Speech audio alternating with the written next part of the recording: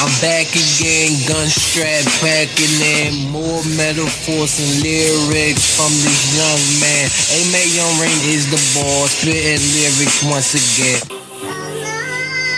Revealing approved information now. Episode 30. Peace, love, and blessings. Positivity, DMV, worldwide was good. Melfa back in the building for this episode.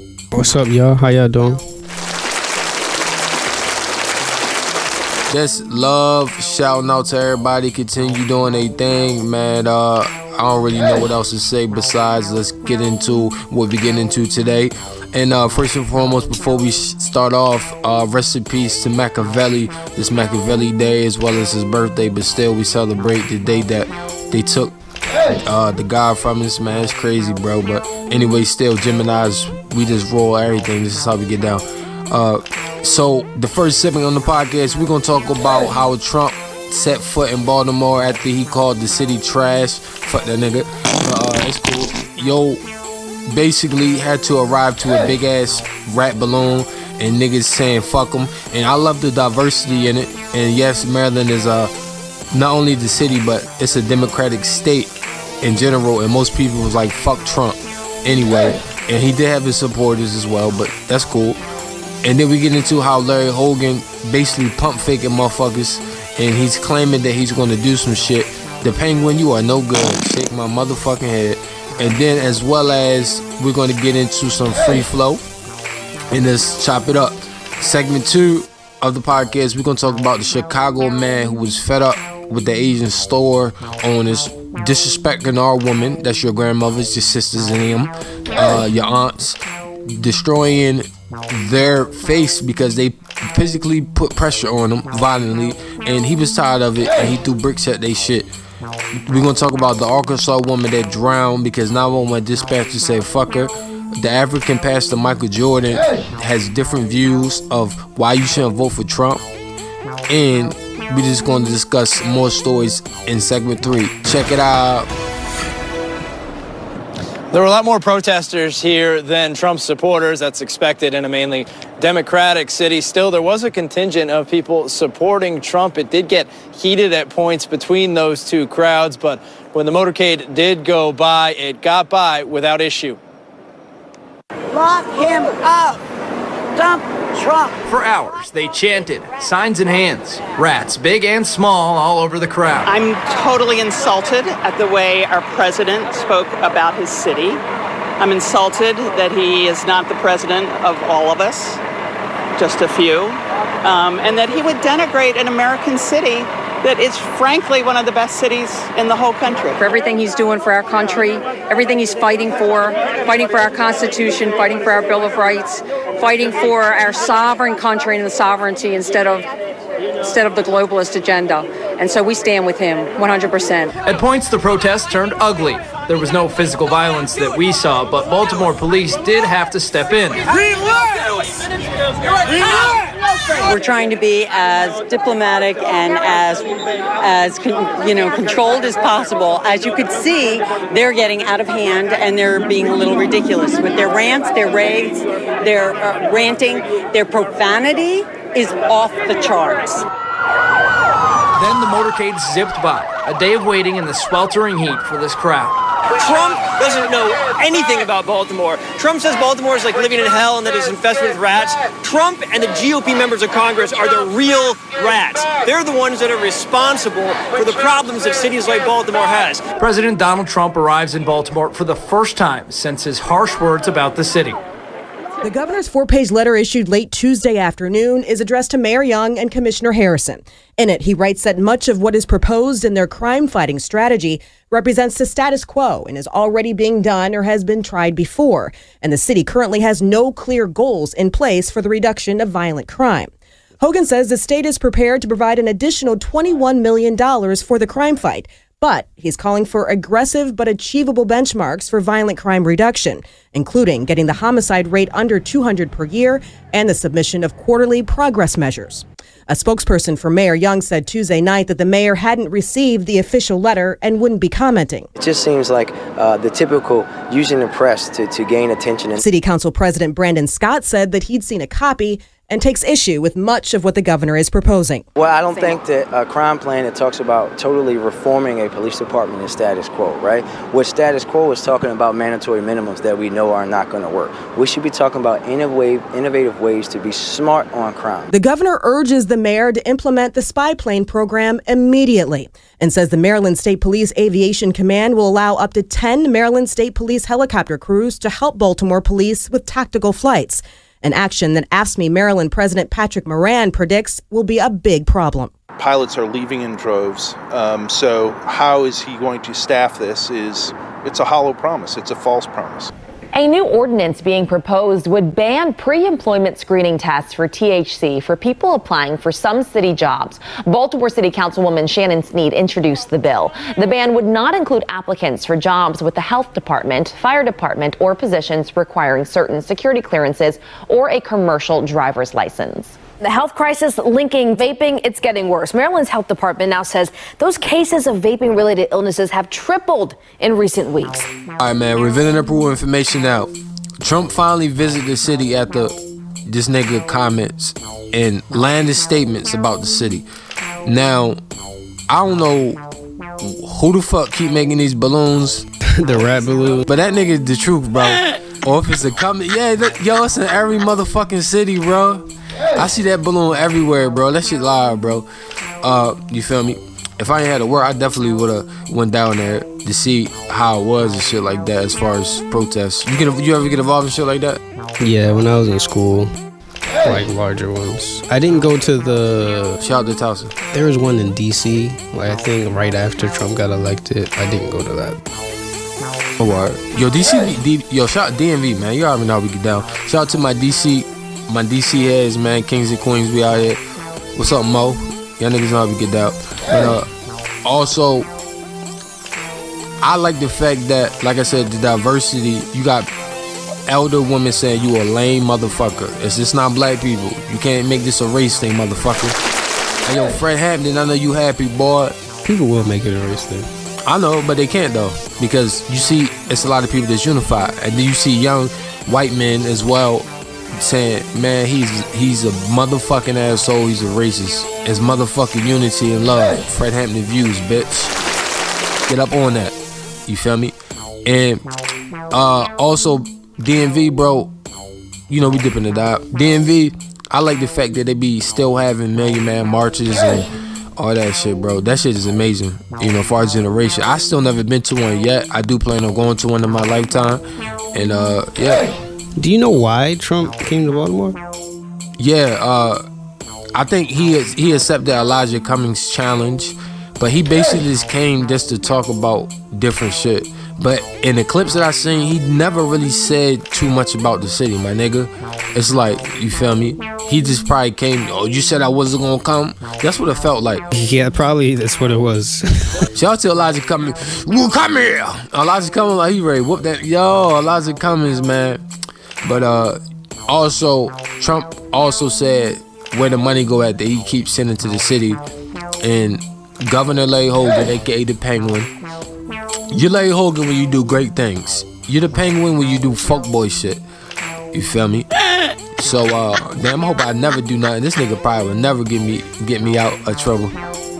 Give him life. You feel me? But the Penguin decided that he has a bill to what's it, $21 million to help solve the crime in the city. Basically what Trump alluded to as well, so all this shit go hand in hand. The Penguin said that his plan, he wants to get updated drones, helicopters from other places to come help. So he's calling the reinforcements from other places to come help the crime in Baltimore. Now they from other places, depending on where they from, they might not understand the people, so it can just be bloodshed. And not only that, but you gotta understand from the perspective that these niggas worldwide, as far as these motherfuckers surveillance and all this shit is advancing. So people have to understand. And my street niggas, I'm also talking about this shit because you have to understand the technology is very advanced nowadays, so you have to think advanced. I don't say was right or wrong, my nigga. As long as you don't kill motherfucker, I don't judge. You feel me? I just smoke weed, drink wine, work hard, try to eat healthy. But anyway, honestly, they said, go ahead, bro. Honestly, I don't get what increasing surveillance technology would do. I feel like they should focus more on humanitarian efforts. Like, crime happens because people are in poverty for a lot of people. Like, you should be focusing on giving children places to go after school, helping people get something to eat, helping the homeless, especially the homeless, because people just don't care about the homeless people, man. Facts. And it's crazy that this shit naturally flow like that, because like you said, everything that you just said, everybody is saying. They saying that the Penguin is pump faking. It's a fake ass bill. It's just to get hype.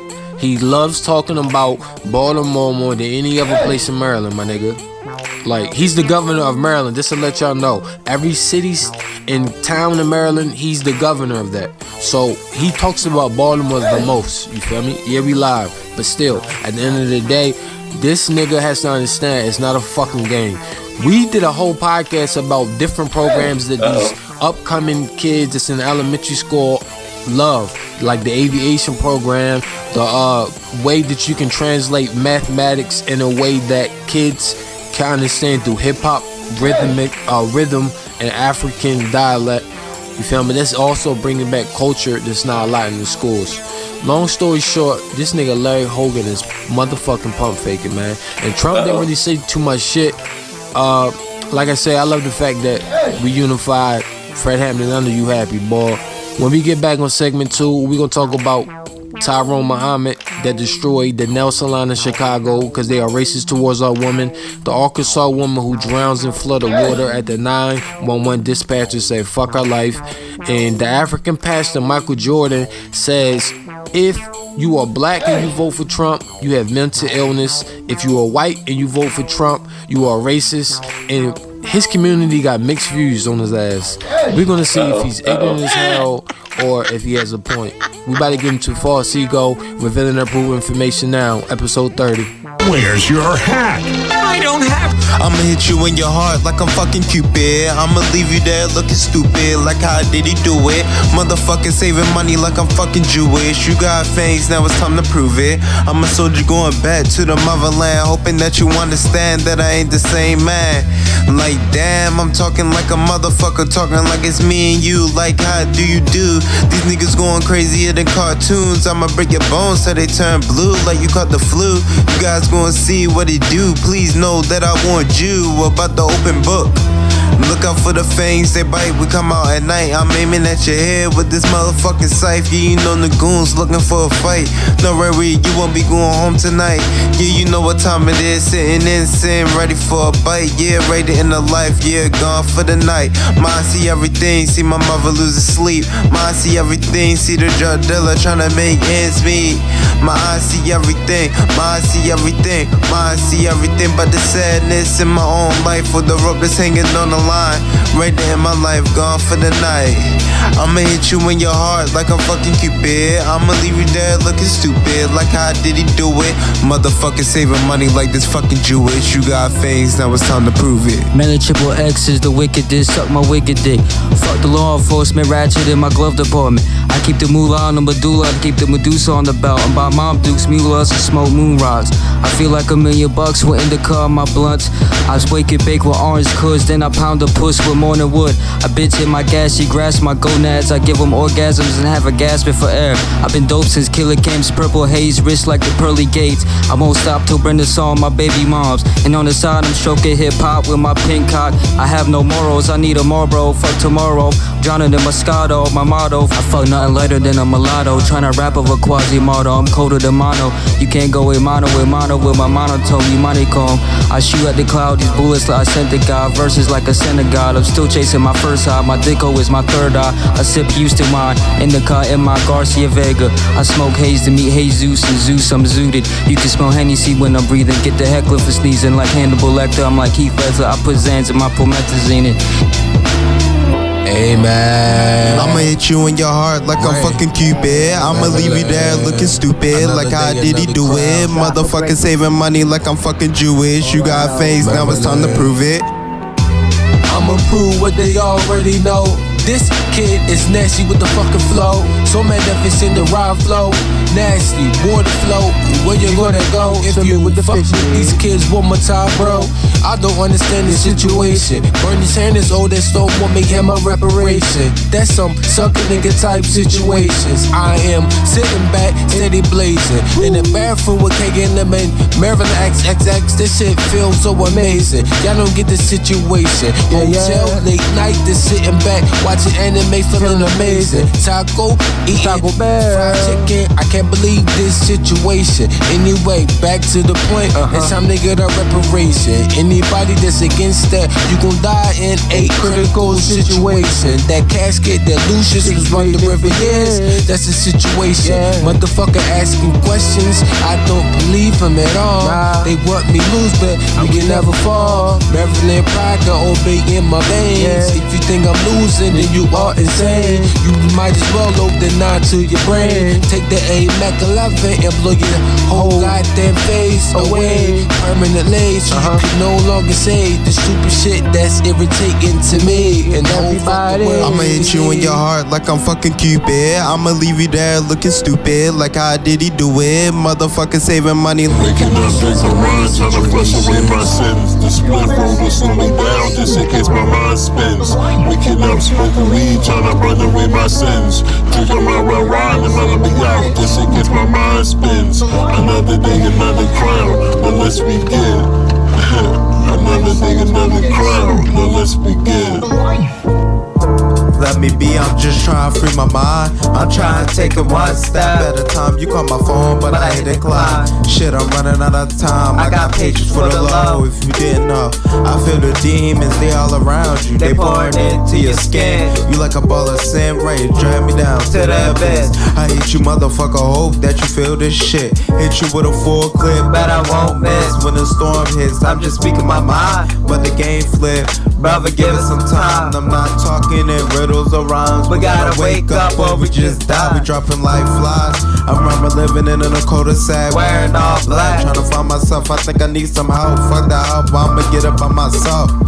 Cause I'm used to being by myself. God, I need some help. Waking up, drinking wine, trying to flush away my sins. The split roll to slow me down just in case my mind spins.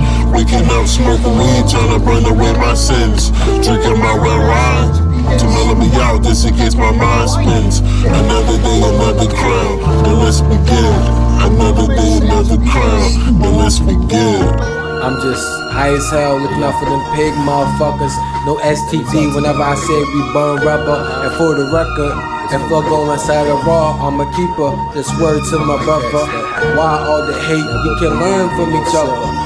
High as hell, smoking spliffs, looking out for them pig motherfuckers. We on the run, so it's time to burn rubber.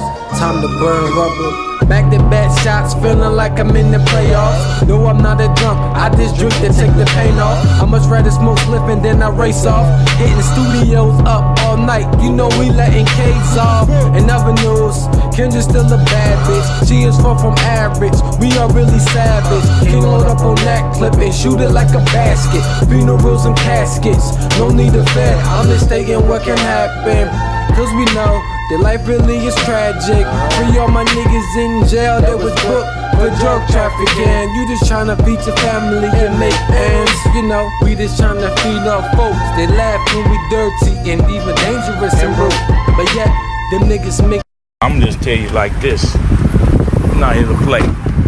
Everybody here playing games. I'm not here to play with them.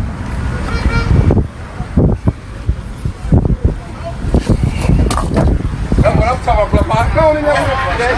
Come on, go in there with him. Go in there with him. Go in there with him. Step away from the window. Y'all can step away from the window. Y'all can come up out of there. So y'all, I'm giving you a warning. Step away from the window. Let y'all know this is the second time I've been here with this shop disrespecting black women. This is over with. The last time it's gonna happen. Y'all step away from this window, or y'all stay here, continue to support these people that continue to disrespect y'all. When black men stand up for y'all by these clowns disrespecting us, we don't get the support we need from y'all. Y'all get away from that. Y'all come on out. Come on out. Y'all need to come on out. You've been warned. We're going to shut it down. Thank you. All right. No problem. Move. Move. I told you to move. That's not right. Somebody should call the police. You get 911. I told her, come out. Come out. Come out. Back it up. Come out.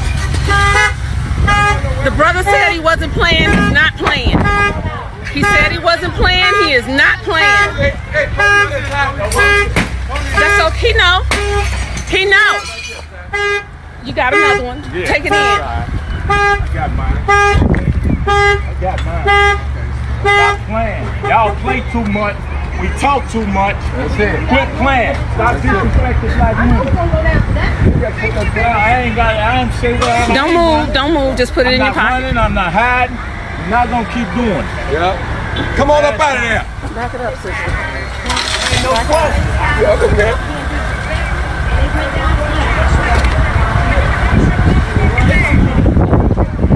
So this is what happens when somebody stands up. He stood up. He stood up. He told you what it's gonna be. He stood up. And he came out and he did what he needed to do. He did what was in his heart to do. Yes. He's out. He's done it. Tyrone. Thank you. Appreciate you, Tyrone. Coming up out of there. Y'all come up out of there. Yeah. Where you sisters taking them? Which station is this?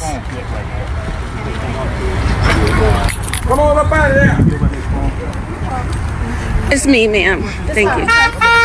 What station are you taking them to? This is 6th District. Yeah, 78th. Thank you. We headed to 78th and Halsted for Tyrone Muhammad. This is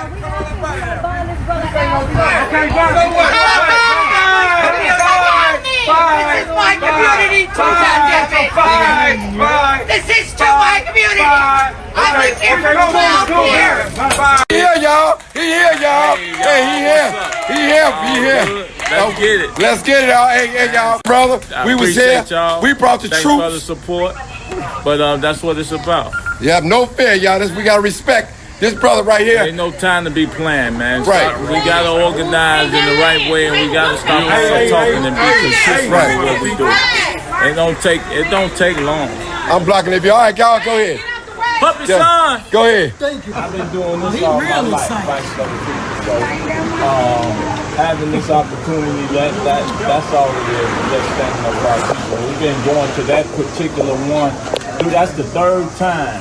Last time I was there, and I even met with the owner. I told him next time we come through here, we're gonna shut it down. I'm a man of my word. That's right, King. Ex-convict, community, social change, God, gorilla. Man, our brother always on the always on the look. We got everybody. Hey, next time let us know, man. Hey, I ain't know if to run or what, man. Just know that you know if we out there together, we're gonna be all right. Right. And you know what? We're not gonna continue to disrespect our women and our children. You're not going to continue to usurp the funds out of our community and then treat us like crime. And that's really what it is. And we got to start holding aldermen, these politicians. That's right. Them the ones. They give them the license to disrespect us. We will see then we knock on their door. That's the next move. I said it. Thank you all for your support and love. This don't stop right here. We got to do this everywhere. I told y'all we're going to set that 79th Street Happy Liquor Store from Exchange all the way to West, and 79th Street is 5. Yeah. In terms of the crime and the violence and the disrespect of our women and our community. As Deborah Stevens' SUV filled with water, she made a frantic call to 911. I'm gonna die. It's all the way up to my windows. I'm gonna die. But her desperation didn't seem to make any difference to the dispatcher on the other end of the call. Somebody get me out before I die. I'm sorry. You're not gonna die. I don't know why you're freaking out. The Fort Smith, Arkansas woman was delivering newspapers last week when she told dispatcher Donna Renault she was swept away in flash floodwaters. She couldn't swim. I'm scared. I've never had anything like this happen to me before. Well, this will teach you next time. Don't drive in the water. Couldn't see it, ma'am. I'm sorry, or I wouldn't have. see how you didn't see it. You had to go right over it. It took 12 minutes for first responders to arrive. As onlookers watched her SUV fill with water, Stephen's pleas became more dire. These people are out there, they can all see me. They're all standing out there watching. Miss Debbie, you're going to have to shut up, okay? Stevens drowned before emergency crews could get to her vehicle.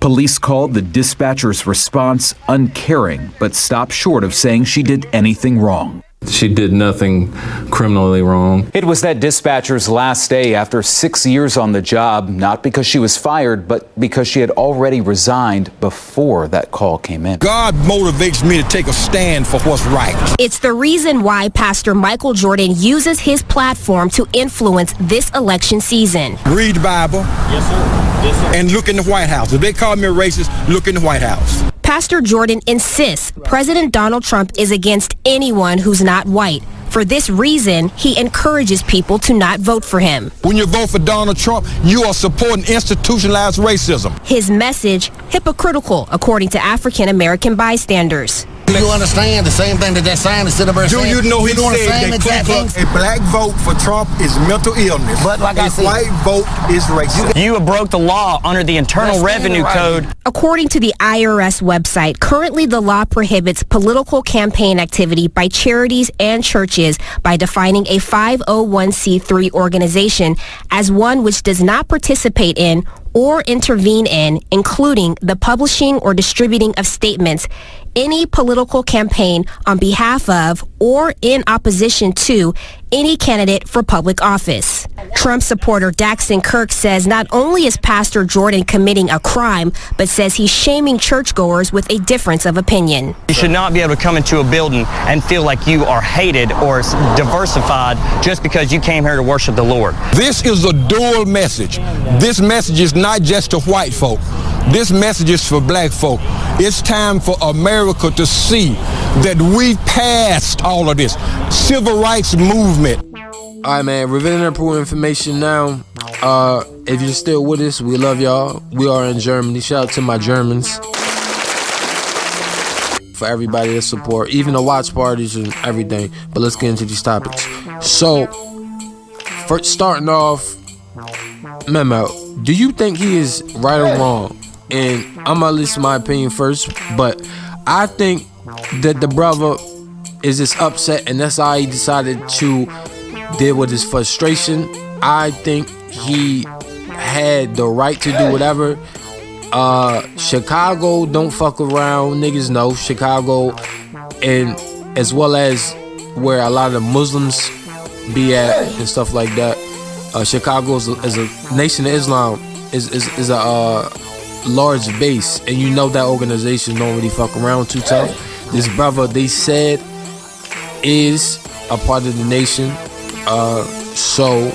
And he said he was an ex-Panther. I don't know if he's a part of the nation still currently, but they say he's an ex-Panther, and he's just tired of it. And it's a known fact that our people get treated like shit from all of these Asian motherfuckers. And I don't want to say all Asian groups. I love my Filipinos. You feel me? The most out of all Asian communities. My Korean has be cool and all that, but I'm cool with Chinese and Japanese too as well. And I love anime. Y'all already know how we get down. But the reality, y'all motherfuckers be dirty as shit, what y'all be doing to us. Y'all be feeding this dog, cats. Y'all be feeding us all types of shit, rats. We seen this shit. It's out there. Y'all treat our people like shit with physical harm. Y'all act like we gonna steal. You feel me? Y'all sell our shit that we can do ourselves, and y'all motherfuckers need to support your own people. So at the end of the day, you feel me? And I hate the fact that, I know I'm going on, but I always do my little mini rants. It's been a while, but I hate stupid shit, bro. And at the end of the day, I hate the fact that you had these queens, and that, nah, they ain't queens, fuck that, they don't get no crown. I hate the fact that these bitches are in there upset. I can understand what they was like, yo, chill out, it's not that serious, but it is that serious. So I don't understand. You feel me? Because of the fact that he's fighting for you, your daughter, your grandmom, your aunt, your cousin. He's fighting for y'all. You feel me? All he asked was that if y'all say black man not shit, and you have black men that's willing to die and go to jail like it ain't nothing, then just support that brother. He's saying fuck them. They treat you like shit. she basically was like, well, fuck them bitches. They got beat up. Oh, well, it wasn't me. That's ignorant ass shit. And we not on that shit no more. And he an OG, an old head. So I love the fact of that. My fault, Mel Mel, man. You got any opinion on this, bro? Yeah, I think legally, no, he wasn't in the right. But morally, I definitely think he was in the right. Like you said, like, that's your mother, that's your sister, that's your family. The people are just getting disrespected. Like, I completely understand something like that. Right. And also, like I said, just get the fuck out the store, bro. Support your own. Yes, she's a clown, and if you have a different perspective than me, and we still cool, still one love. Everybody think how they think. And like Mel Mel said, legally he was incorrect. And I love the fact that it was like Black Panther type values, like the throwback method. If one of the cops arrest you, we gonna police to police, and we gonna bail our own out. Like, that queen did her job, bro. That was anchoring the whole thing, recording everything, having his back. Shout out to her and the whole community, all supporting. That's what it's about, bro. And shout out to, and one love to the police. They want pigs in the situation. It was police, because some people grandmother that's from the hood, that's from the block, they got cops in their family. You feel me? So we ain't gonna say fuck all of them niggas. It is more fuck boys than it is real ones out there. That's faux show. But at the end of the day, shout out to them for not to shooting, bro. And they just took bro to jail. Like, all right, bro, just get bailed out. Because they probably themselves was like, yeah, they be on some bullshit. And shout out to the Asians in the community that become family. We still got more topics, but the other two topics really don't take that much train of thought. But this is a serious topic. Do you think that she has a right to say that she is a part of the community because she been there, what she say, 10 or 12 years? Does that give her the right? Does she live in the community, or is just the store in the community? Because I feel like that's two very different. See, I don't know that information. That's a good ass fucking question, bro. Because if she actually lives in the community, then sure, then she would have some ground to stand on. But if she doesn't, that means she's just taking money from out of the community that the store is in and putting it somewhere else. So I don't really think that counts, because you're not really helping the community. You're actually actively hurting it. Facts. And everything Memo said is accurate. Also, real quick, before we get into the last two topics, and it's closing now before we get into the break, it's a good ass topic, bro. Like I said, we will talk more about this. We did this before of KLM, and y'all check out more than podcasts. And real quick, boom, Arkansas woman is fucked up, we know. The pastor, you're incorrect for having these point of views, my nigga, because if you're a Democrat, so what? I wonder if he a Democrat because the Democratic Party history is funded by the Ku Klux Klan. And niggas act like they don't know this or don't want to accept that. I don't really give a fuck at this point. If you know, you know. If you don't, you don't. You feel me? Y'all said y'all want to vote for the lesser two evils. That means you still support evil. Y'all motherfuckers is dumb. Do y'all listen to what the fuck y'all be talking about? Probably not. But it's cool though. And the Arkansas woman, man. Yeah, it's wild. It's crazy you lost your life, man, queen. But let's get into Blind. I was blind to see all the things that you was out here trying to do to me. You told me you was down to ride. You rubbed me straight in my eyes. Girl, just a bunch of motherfucking lies. Heart racing, heart aches, I'm traumatized. Yeah, these niggas, they gon' snitch, they gon' spill the tea. Yeah, gotta pay to hang with me, can't get this clout for free. No, now I'm high up, all these drugs, hope it take the pain away. But it's killing me inside, my brain fade away. Yeah, I gotta get this bread, I gotta make a way. If you ain't bleed me back, then you gotta pay. I'm on my grind, nigga, every single fucking day. Yeah, niggas fucked up, I'm really traumatized. Yeah, I see through the bullshit, I ain't blind. Yeah, these bitches taking everything, not my mind. Me and Lil Hickey with the fucking vibes. Broke my heart, now I'm in my bag. You told me you would never do that. The drugs in my system say fuck that. Off the Xans, hope I don't relapse. Now I'm off this LSD. I'm high, shit, it's got me seeing things.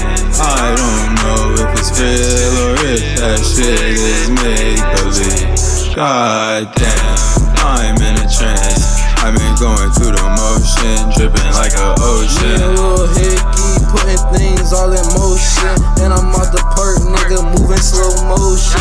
If you fucking with my team, we gon' get the blowin'. Yeah, I'm young and paid, nigga, what the fuck you saying? Fucking with a cam, nigga, we gon' get the spraying. Bodies get the laying, nigga, I ain't playing. Bodies get the dropping, nigga, I ain't never flopping, nigga. Bodies get the dropping, nigga, I ain't never flopping, nigga. I give, you take, my little heart, it aches. The love you gave, I'm now realizing it was fake. I was blind to see all the things that you was out here trying to do to me. You told me you was down to ride. You looked me straight in my eyes. Girl, just a bunch of motherfucking lies. Heartbreaks and heartaches, I'm traumatized.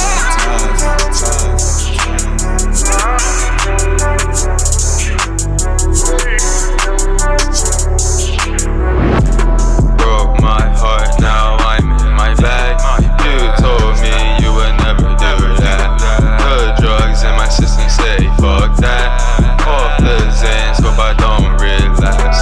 Now I'm on this LSD. I'm high, shit, it's got me seeing things. I don't know if it's real or if that shit is make believe.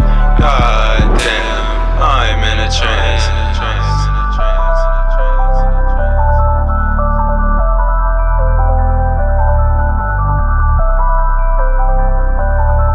I was blind to see. I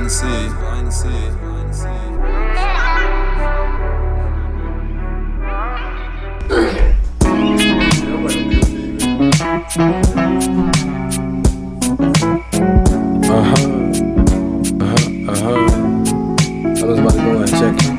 You never cheat on your queen, don't you know that's how you get checked, nigga? That's just the rules when you playing chess. But most importantly, start caring about your girl feelings when I her breasts, nigga. Saying false information like you the shit, nah, just that's your breath, nigga. Fucking up my nose, you should try crest. Nah, you're not my homie if you ever get addressed, nigga. Forgive me for the word, nigga, but you know a nigga best. You dig it? I provide the shovel in the coffin, weed in rotation, yes, like the global earth. And you know that shit is hard, so I keep on coughing. Freshly baked lyrics and weed biscuits. My gravy is the melody. Whatever I spit, this smooth like celery shit. I know you ain't with me, so yeah, I'm lonely. The love you was dishing, found it so phony. I gotta keep it on me. I gotta make a way, yeah, that's on me. I'm lonely, I'm lonely, I'm lonely, I'm lonely. The love you was dishing, found it so phony. So now I'm lonely.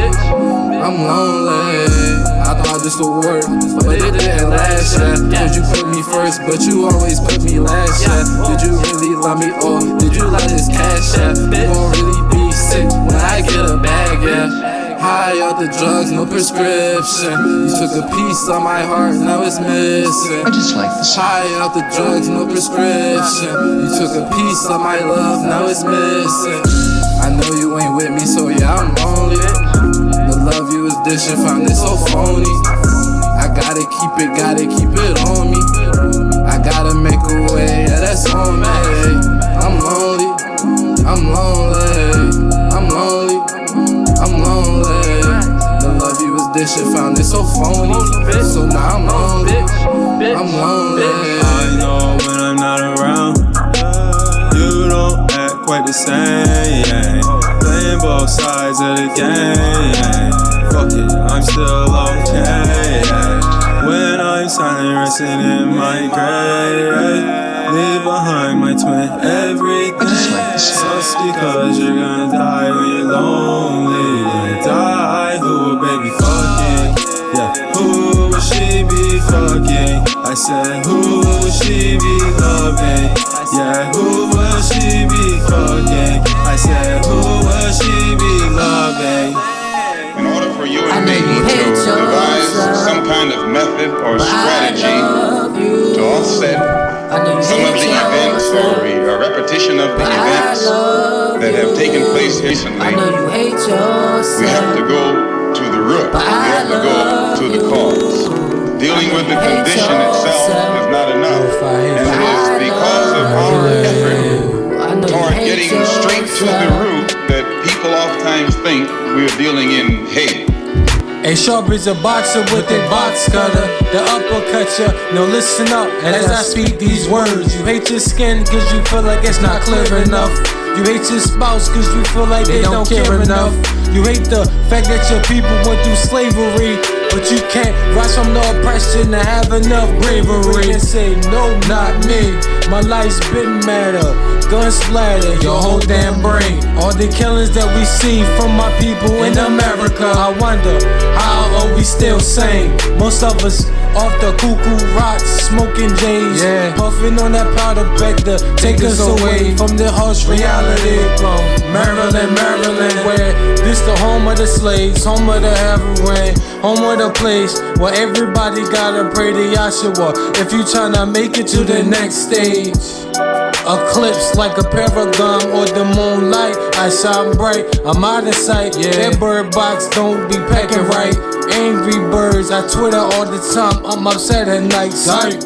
New millennials wishing they could fight, but it's not the same era of the civil rights. I just have to accept that and try to have my own form of combat. I can no longer tolerate that. Black Lives Matter. That's to say it, we need to make somebody's skull crack. Like the cover of Rockstar, bully my way through. I wonder if you care about me or I'm just a piece of shit to you. Probably number two, the opposite so irony. That's why you gotta keep your iron with you. And feel like Tony Stark's, man. Beat that nigga ass and take him out of space like you did Spider-Man. I am Thanos, one snap and always goes all pain.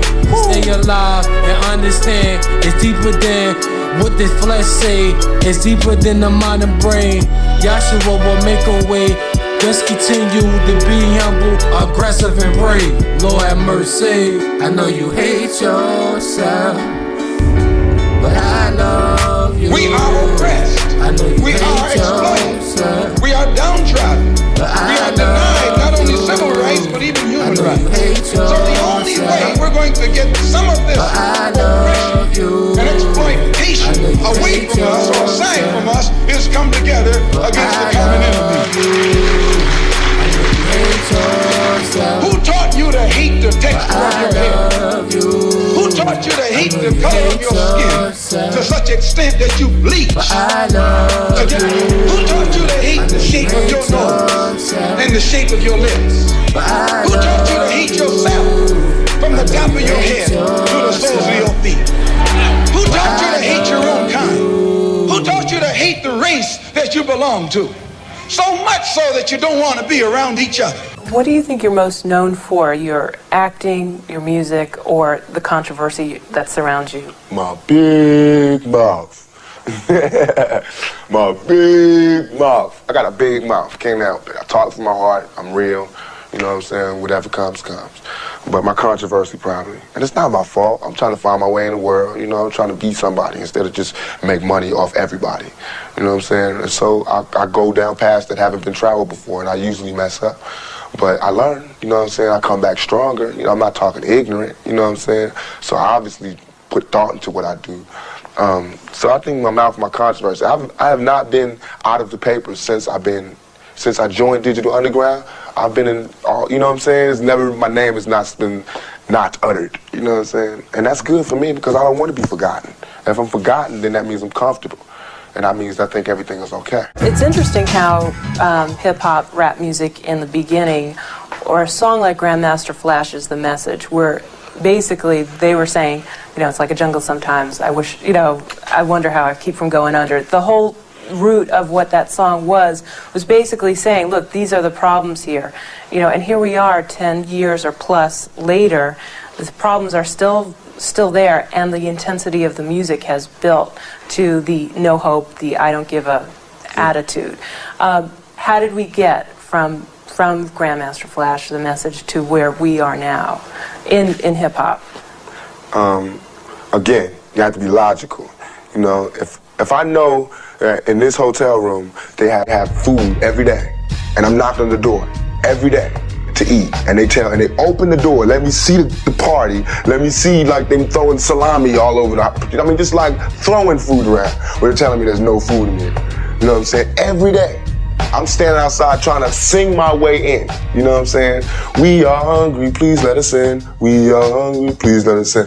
After about a week, that song is gonna change to we hungry, we need some food. After 2-3 weeks, it's like, you know, give me all the food, I'm breaking out the door. And after a year, then you just like, you know what I'm saying? I'm picking the lock, coming through the door, blasting, you know what I'm saying? It's like you hungry, you reached your level, you don't want any more. We asked 10 years ago. We was asking with the Panthers. We was asking with them, you know, with civil rights movement. We was asking, you know, now those people that were asking, they're all dead and in jail. So now what do you think we're gonna do? Ask? And we shouldn't be angry? And my raps that I'm rapping to my community shouldn't be filled with rage? You know what I'm saying? They shouldn't be filled with the same atrocities that they gave to me. In the media, they don't talk about it. So in my raps, I have to talk about it. And it just seems foreign because there's no one else talking about it. Right. Well, playing devil's advocate, somebody might say, well, what does Tupac have? He's a movie star. He's got, you know, hit records. What does he have to complain about? And I'm going to tell you, it's like being the last person alive. You know what I'm saying? After 3 days, you can't do anything. What can I do? Where can I go? There's no black neighborhood, you know what I'm saying, with black people who have the same amount of money as me. You know what I'm saying? There's richer and there's poorer. There's no just, you know, did a movie, got a little bit of money, living okay, black neighborhood. I have to be in a white neighborhood, so I don't fit in. That's hell. It's hell when you can't be around your peers. All my life I grew up around black people, poor people, but I can't live around poor people now because they'll rob me. And why would they rob me? Because they're starving, because there's no money here. But they're telling me, now that I made a little money, I have to move here. So it's not like no one's ever trying to deal with this section. They're just moving away from it. And we're gonna have more stars coming from the ghetto, but they're gonna all move this way. You know what I'm saying? So it's like all the society is doing is leeching off the ghetto. They use the ghetto for their pain, for their sorrow, for their culture, for their music, for their happiness, for their movies, to talk about boys in the hood. You know what I'm saying? I don't want to be another I don't want to be 50 years old at a BET We Shall Overcome Achievement Awards. You know what I'm saying? Not me. You know, I want when they see me, they know that every day when I'm breathing, it's for us to go farther. You know, every time I speak, I want the truth to come out. You know what I'm saying? Every time I speak, I want to shiver. You know, I don't want them to be like, they know what I'm going to say because it's polite. They know what I'm going to say. And even if I get in trouble, you know what I'm saying? Ain't that what we're supposed to do? I'm not saying I'm going to rule the world or I'm going to change the world, but I guarantee that I will spark the brain that will change the world. And that's our job, is to spark somebody else watching us. We might not be the ones, but let's not be selfish, and because we're not going to change the world, let's not talk about how we should change it. I don't know how to change it, but I know if I keep talking about how dirty it is out here, somebody going to clean it up. I was having concerts, they were sold out, white boys, Mexicans, blacks, and they would do whatever I said. I could tell all those people in the audience to turn around in a circle, and they would do it. I was having love, I mean like undeniable love, and I was scared. I was scared that I would come to a town and I have the leader of the gang there telling me, what do you need? I was scared, but so was America. So was somebody else, because all of a sudden I had all kind of legal problems. And you have to think about this. I had a clean record for 20 years, a clean record, living in the ghetto, in the gutter, no record. What about my morals then? What about my character then? You know what I'm saying? In 2 years that I start raising noise, that I start being publicly viewed, I've had a record. And now it looks like I'm a criminal who has no way of being reformed. But all of these came one after the other. Do you understand? Right. It takes logic. Well, what about, that's another interesting part of your past. Have you ever been incarcerated before? Have I ever been incarcerated? Yeah. No, not for longer than a day, long enough for somebody to take me. You know, the police can arrest anybody they want, put them in jail. But if you stay there, you know what I'm saying, I haven't stayed anywhere. I've been arrested a lot, put in the cell, and they come and get me when I call my lawyer. You know what I'm saying? But I'm an innocent type of guy. Well, I wanted to bring up, obviously tomorrow is a big day. You're being sentenced tomorrow. Yeah. And, we're sitting here in 24 hours. You'll know what the situation's going to be. Are you thinking about the prospect of going to jail? First, I was like, I'm not going to jail. I was like, if they try to come get me for something I didn't do, I'm going to open fire. You know what I'm saying? But I can't do that because it's not just me anymore. You know what I'm saying? That's what they expect. if I have to, if God sees it fit for me to spend time in a cell, if he wants my brain to be inside of a cage, if he's brought me so far from hell to put me here, and now he wants me to go to jail, I'll go. You know what I'm saying? If that's where I'm meant to be. But I don't think so. I don't think so. You know what I'm saying? I don't really believe in my heart that I belong in jail. I don't believe I did anything to warrant me going to jail. Okay. What do you think, if you do go to jail, is to be expected because you are a known personality? I'm asked to be put in solitary confinement, and I'm going to do push-ups and read books and come out weed-free, smoke-free, and with a degree or some shit. You know what I'm saying? I won't let it stop me, you know what I'm saying? But I'm not going to jail to just parlay. If I went to jail, best believe it's not like I'm going to have a problem in jail. I got love there, you know what I'm saying? I got love from thugs and the street dudes. And I can go to jail and probably organize a riot, you know what I'm saying? But that's not what I want to do. If I have to go to jail, I don't even want to be living. I want to just cease to exist for however long they have me there. And then when I come out, I'll be reborn, you know what I'm saying? I'll be taking less problems. And that my mind will be sharper and the venom will be more potent, you know what I'm saying? So they shouldn't send me there.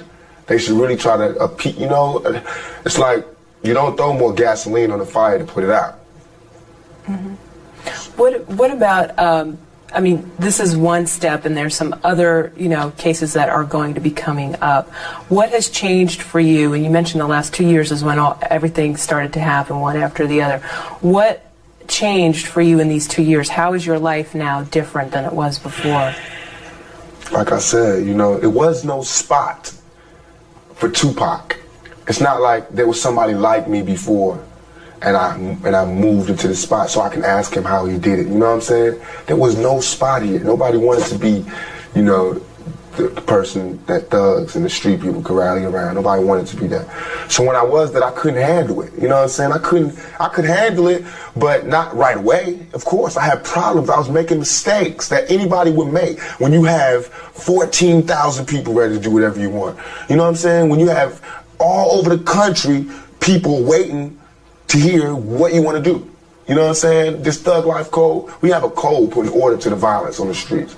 And when they all listening to you, I got people in the penitentiary, you know what I'm saying? Big time OG criminals who are calling me, telling me they want me to lead their movement. I mean, I'm gonna have a problem, you know what I'm saying? I'm gonna have a small identity crisis here, you know what I'm saying? Because, like I said, I was from a single father, you know what I mean? A single mother with no father, no male figure. Now I got every man in America who wants to take an order from me, you know what I'm saying? Who wants to know what I want to do, or, you know, what's my plan for young black males. And that makes me scared, but that makes me want to rise to the occasion, you know what I'm saying? What makes me want to give my whole life to him, and I will give my whole life to this plan that I have for thug life. Now, when you said a code, I don't know exactly what do you mean by a code? I organized the OGs in the East Coast and the West Coast and the penitentiaries to come up with a set of codes of ethics for criminals, you know? Like, we're going to be against drive-bys, kidnappings, attacks on people that are not involved with the street gang, with the drug trade or the illegal business at all. You know, all that kidnapping and shooting drive-bys out the car, we against that. And people who perpetrate that, they have to deal with the consequences when they go to jail, because that's who's going to enforce this code and the thug life that's on the street. It's like we cleaning up the dirt. I can't change what the dirt that's here, but I can put all this dirt in one corner. You know what I'm saying? Somehow have some order here. And for that, they need to give me a little leg room. You know what I'm saying? Let me do what I want to do, because nobody else is going to do it. Nobody else wants to do it. But I'm not scared to walk in the middle of Watts, Compton, Chicago, wherever, and sit down with whoever's the OG and say this is what we need to do. I didn't want to change. I love that, you know, even though I was with Janet Jackson, big movies and all that, I'll be up at the dirtiest house party in the hood. And people could not believe it. And I used to thrive off that.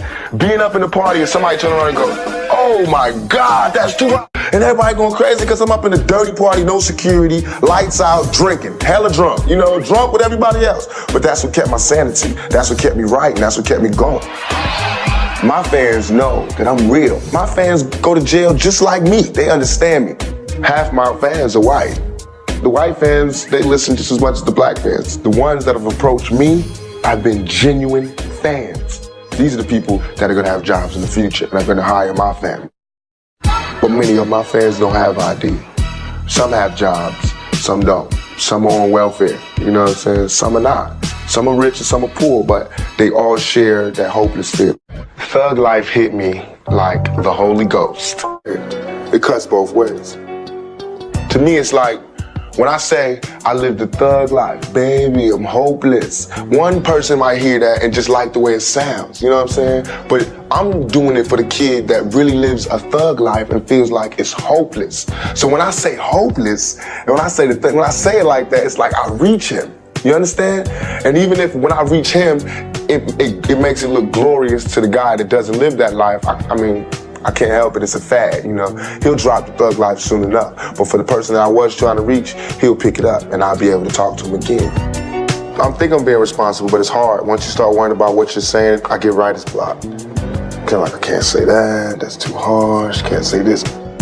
Now I have to just block it out and trust my heart that I'm doing the right thing. When did I ever say I was a gangster rapper? You know what I'm saying? I'm a thug. When I'm saying thug, I mean not criminal, someone to beat you over the head. I mean the underdog. If the person that had nothing succeeds, he's a thug. Because he overcame all obstacles. It doesn't have anything to do with the dictionary's version of thug. To me, thug is my pride. Not being someone that goes against the law, not being someone that takes, but being someone that has nothing. And that even though I have nothing and there's no home for me to go to, my head is up high. My chest is out, I walk tall, I talk loud, I'm being strong. I don't understand why America doesn't understand thug life. America is thug life. What makes me saying I don't give a fuck different than Patrick Henry saying give me liberty or give me death?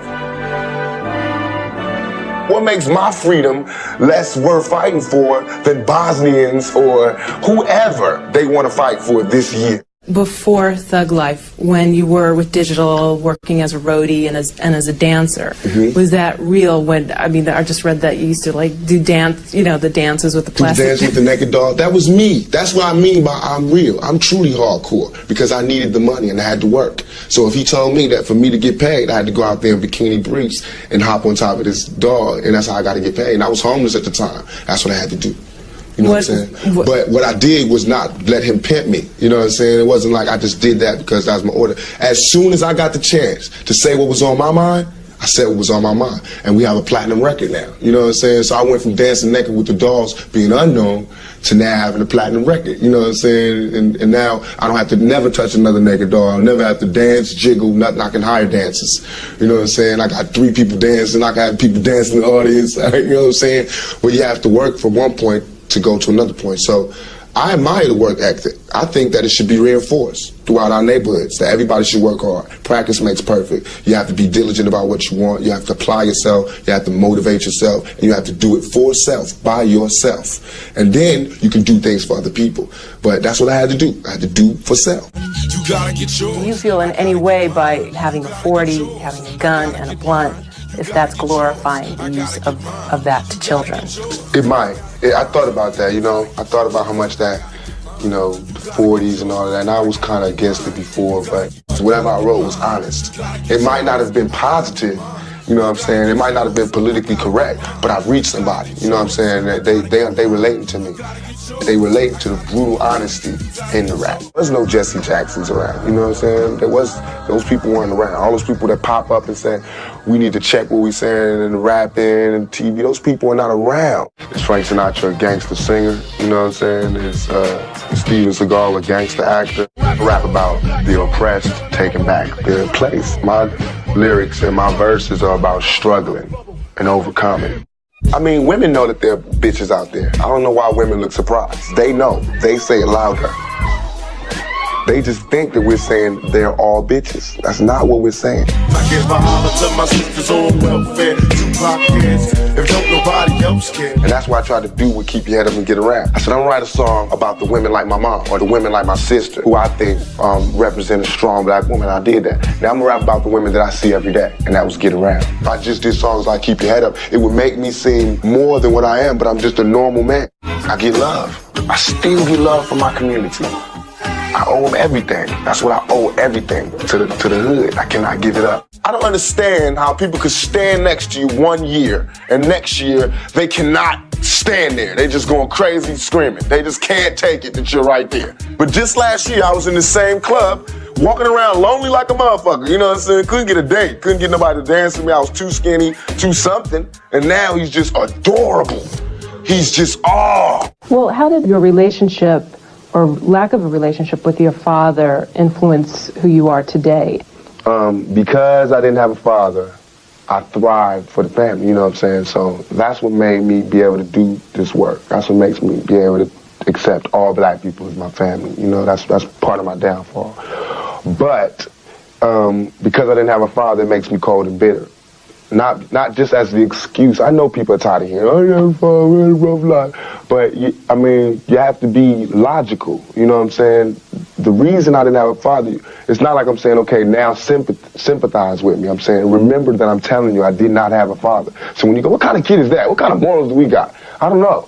You know what I'm saying? I was raised by a Black Panther, and out of jail. I was raised on, by a lot of street people. So, of course, my values are real street-orientated. But that doesn't mean that I don't have any values or I don't have any morals. You know what I'm saying? It's just that my morals are applied to the people who I'm around. If you had a father figure growing up, how would you be different? Would you be different right now? I think I'd probably be a lawyer somewhere, because I wouldn't have hung out. I wouldn't have looked for that father figure. And I wouldn't have learned all this treacherous street game that now I can't forget. Because I was raised by a woman half my life and then thrown to the streets, it's like I got the woman side, but then I got real rough, manly values, like forced on me.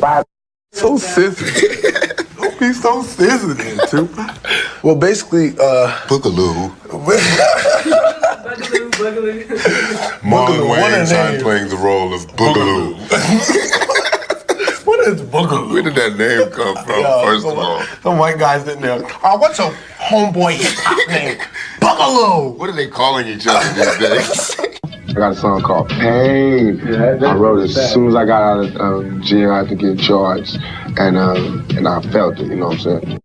Basketball is, and I hate to make this sound cliche, like all us black folks need to get out the ghetto as a basketball or dance. You know what I'm saying? But it's not like that in this story. It's not like basketball in terms of him going to college. It's just basketball in terms of there being something for him to concentrate on, something for him to get his mind away from the negative. That's the action in our movie, is the basketball. It's like guns in Die Hard. It's the action. I like playing the bad guy, but I want to play a bad guy that's for real, like a Robert De Niro or Harvey Keitel, you know what I'm saying, with some substance and character, and not just a crazy fool and gun. I chose a razor because in the streets of New York and the club scenes, that the thugs carry razors in their mouth. And when they get into altercation, they spit it out with a cut. You know what I'm saying? I was amazed. I was like, that's raw. That would really scare somebody. And that was part of the fear that I wanted to bring to Birdie. It must be hard for a director to have his main character in jail. You know what I'm saying? And you have to shoot tomorrow. You know what I'm saying? But they never let me feel that. I came on the set and it was just like, I left last night. Am I crazy or what? Hell no, I ain't crazy. I wasn't crazy when you was interviewing me. You know what I'm saying? I wasn't crazy when we were sitting up there without the pain in my... But it's okay. They got to sell, magazines, and that's fine. I understand. But to me, we just had a long interview. I don't seem crazy. You know what I'm saying? I seem logical. What's really going on is this is a crazy world. And if you're not a tad bit crazy... that weird to me. Oh, yeah. I get around. All right, give me a characterization of your childhood. I was the total opposite of what I am right now. I was quiet, withdrawn. I read a lot. I wrote poetry. At what point in your early life were you introduced to this quote-unquote thug mentality? When I was out there by myself, with nowhere to stay and no money. Which city?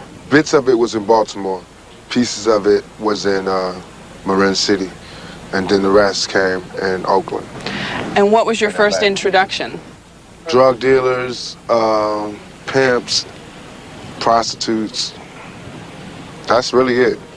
Criminals. They the only people that cared about me at that point. When I had nowhere to go, but you and said I was your mother hungry. always cared about you. She did, but she was lost at that particular moment.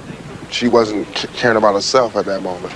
And what was that like to have a mother who was addicted to crack? I love my mom. She the bomb to me, so I know love she all is the now, mistakes. but what about then? It was hard. It was hard because, she was my hero. And what did you do when you stopped going to school? I only had 2 jobs ever in my life.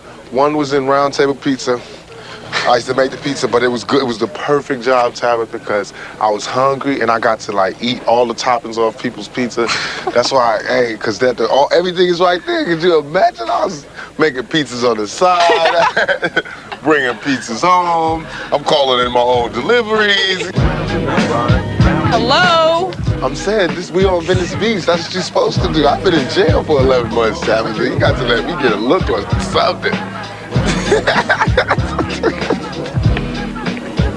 Do you think it's important to tell your fans that it's not cool to end up in jail? I don't have any problem telling people it's not cool to go to jail, because I've been there and it's not cool. When I was pregnant in jail, I thought I was going to have a baby and the baby would never be with me, but I was acquitted a month and 3 days before Tupac was born. I was real happy because I had a son. When I was young, me and my mama had just months after he went to jail for sexual abuse, his third solo album, Me Against the World, went directly to #1. Tupac Shakur was born in New York City in 1971.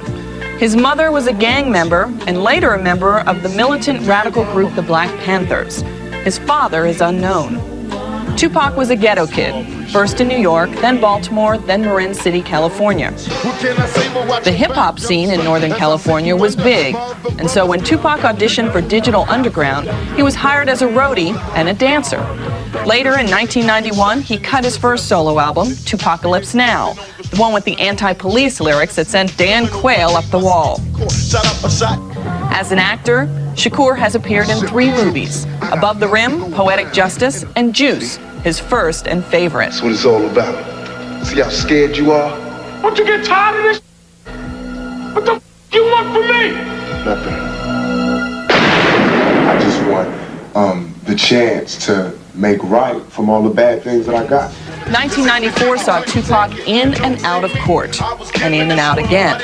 He was found guilty of sexual abuse and sent to jail for up to 4.5 years. Right now, he is out on bail, pending his appeal.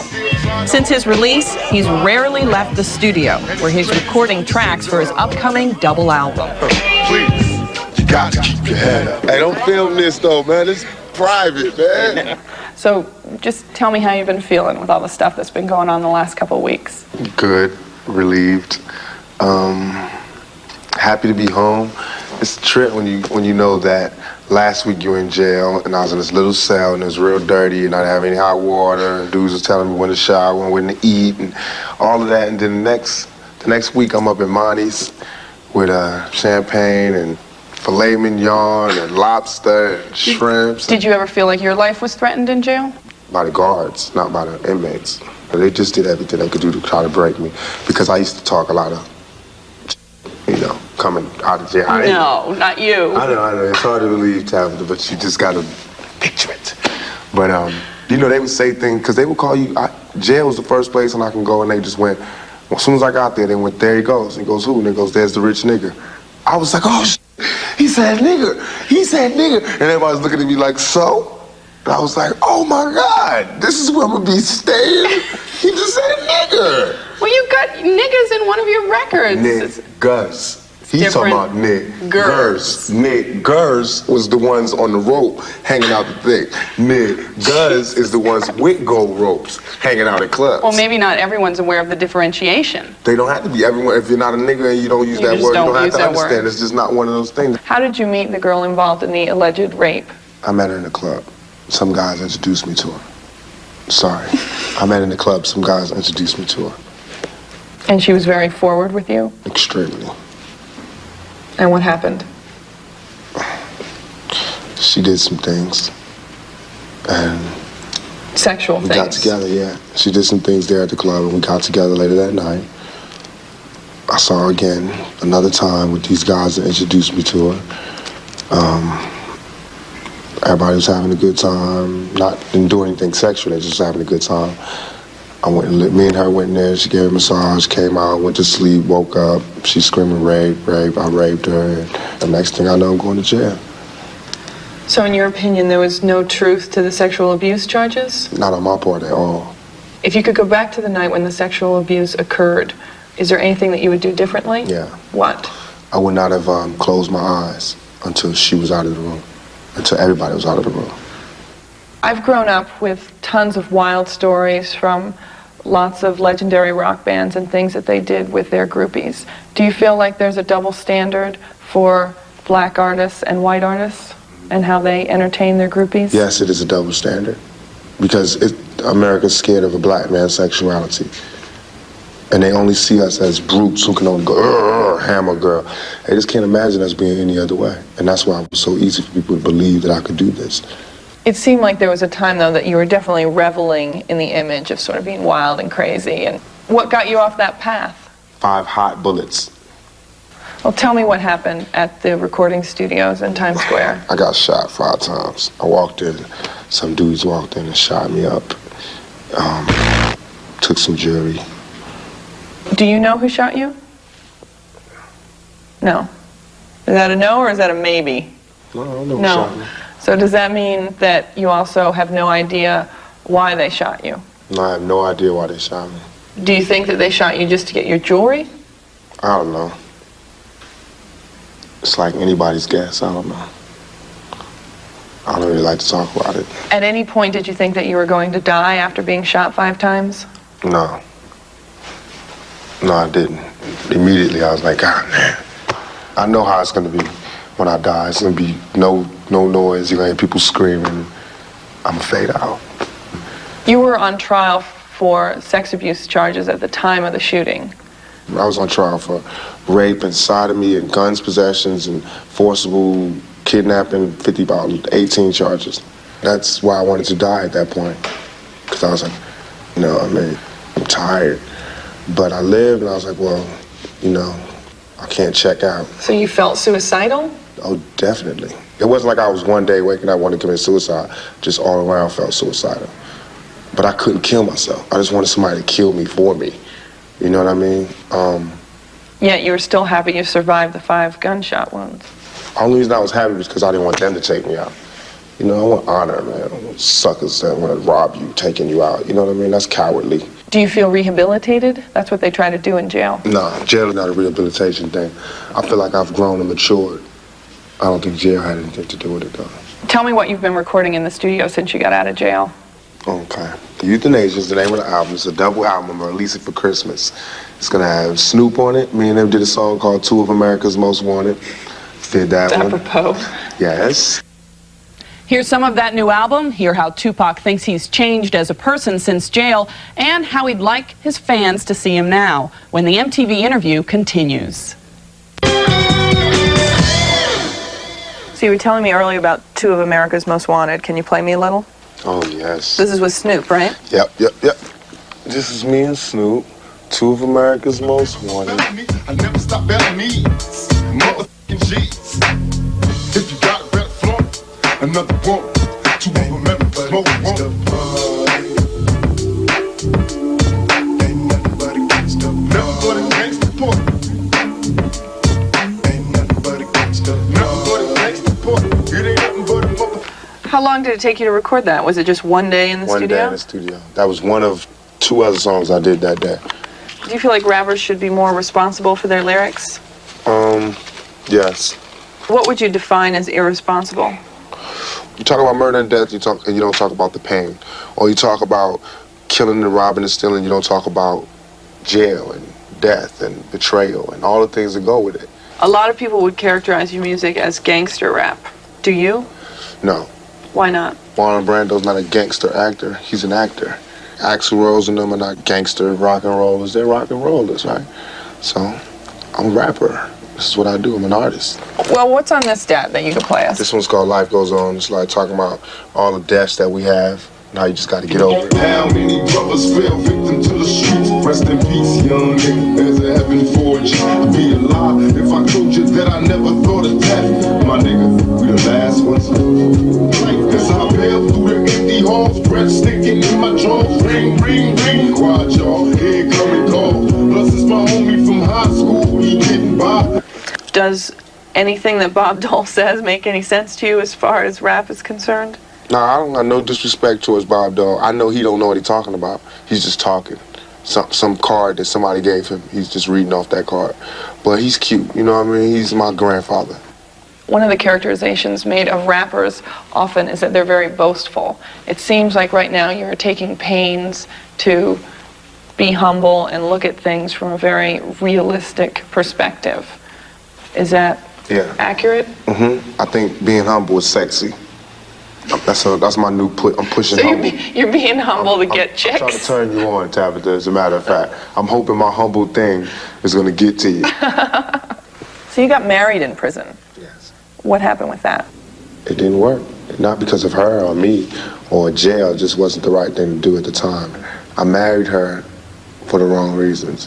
What were the reasons? I cared about her, but I married her because I was in jail. I was alone. I didn't want to be alone. And how would you compare how you're handling fame and fortune in 1995 to how you did a couple of years ago? I believe I'm more responsible, more mature, and more focused.